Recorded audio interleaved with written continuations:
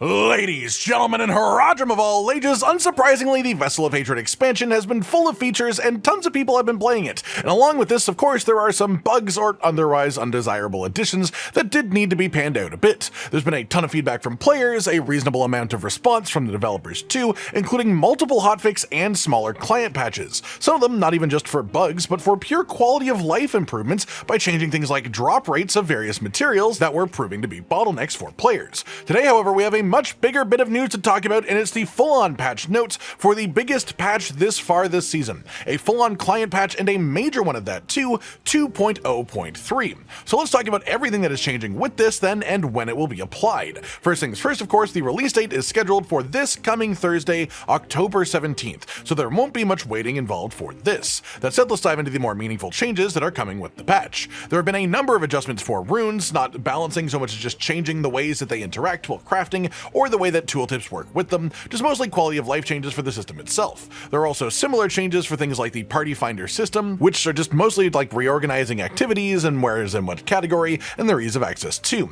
Past this, a couple of more interesting changes too. The non-physical damage stat will no longer display incorrectly in the stat screen. Previously, this was displaying both by applying its bonuses to your other elemental stat bonuses too, but then also showing up as its own thing too, which caused people to mistakenly think that it was applying to both. Now it just won't show up this way, so there's less confusion. No actual balance or effect changes for that though. The next major change is that damage numbers will now be abbreviated to help with screen space. Even after the stat squish that they put in before this season, players have been able to hit for billions of damage in proper endgame gear, and that's not even counting Spiritborn, which can hit for literally trillions. Now instead of just seeing an unbelievable amount of digits and zeros on your screen, you will instead get it abbreviated to something like 10k instead of 10,000, 1m instead of 1 million. You get the idea, so on and so forth. Hopefully this will help both, with the clarity of how much damage you're actually doing in any given moment, and with just letting you actually see your screen without having to turn damage numbers off entirely, which I regularly do when I'm just sort of playing in the background because it can be incredibly irritating, unless I'm obviously trying to show specifically how strong something is in footage. Then we have changes to the Undercity activity specifically, mostly just better base rewards at the end, even without tributes, including one guaranteed legendary at minimum, and some gold increased drops too.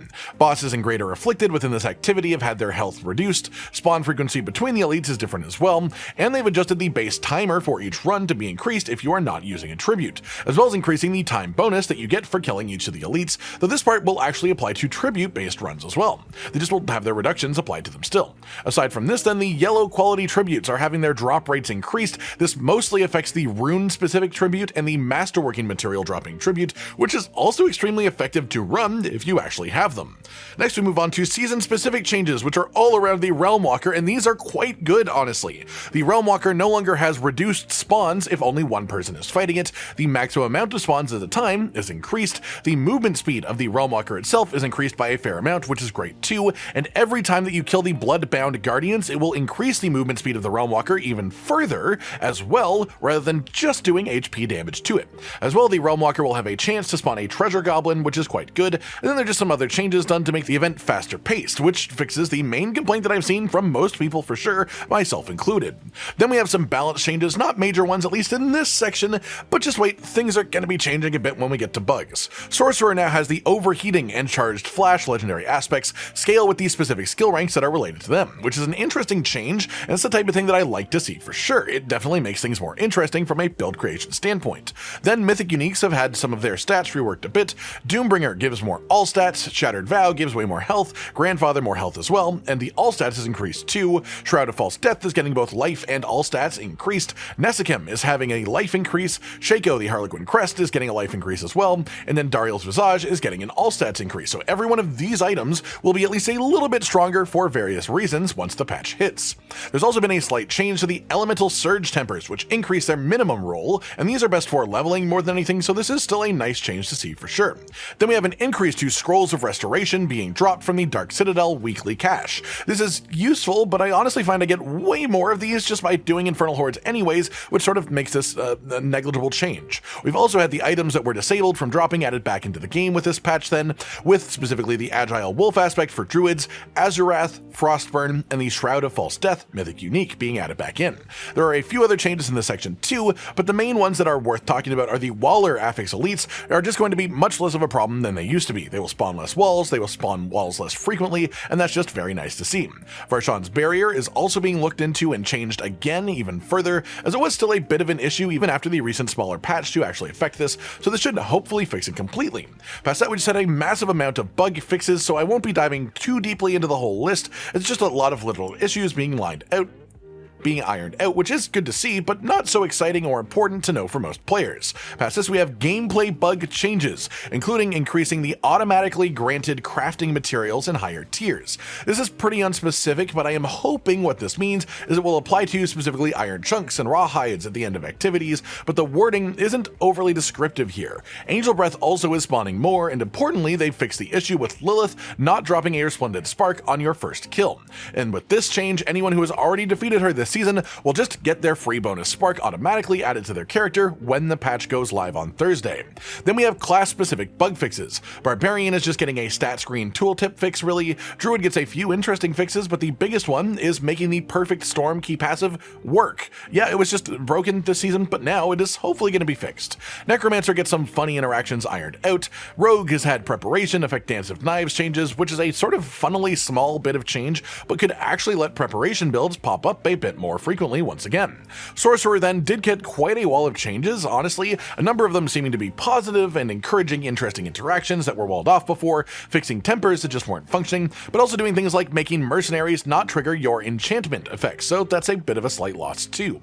Then we have Spiritborn, and well, the biggest change here is that the evade build has just been sort of gutted. It's entirely a bug fix, so it's something that we could easily have predicted would happen, both based on the gameplay and us realizing very quickly that it was probably bugged, and the fact that it's just ruining performance for other players if you use it out in open world content, especially if there are multiple people playing this build together.